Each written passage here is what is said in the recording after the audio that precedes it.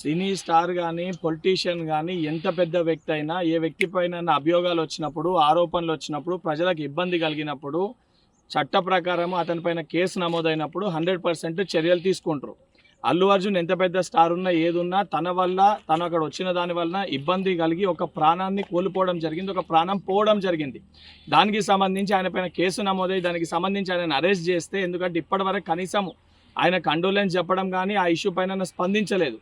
ఆ పొజిషన్ ప్రకారం కేసు ఆయనని అరెస్ట్ చేస్తే ఏదైతే సంబంధించి బడా వ్యక్తులకి స్టార్లకి మటుకే ప్రతిపక్షాలు ఏదైతే బీఆర్ఎస్ పార్టీ కానీ బీజేపీ పార్టీ కానీ సపోర్ట్ చేసే విధంగా మాట్లాడడం అనేది సరికాదు. సామాన్యమైన ప్రజలు ఒక కుటుంబం ఈరోజు ఆ యొక్క సంఘటన వల్ల చిన్నాభిన్నమైపోయింది. ఆ కుటుంబానికి సంబంధించి స్టార్ ఉన్నా ఎవరున్నా తప్పు ఆయన వల్ల జరిగింది కాబట్టి అభియోగాలు ఆయన ఎదుర్కొంటున్నారు కాబట్టి ఆరోపణలు ఆయన పైన వచ్చినాయి కాబట్టి చట్ట ప్రకారం ఏ చర్యలు తీసుకోవాలో అవి పోలీసు అధికారులు తీసుకోవడం జరుగుతుంది.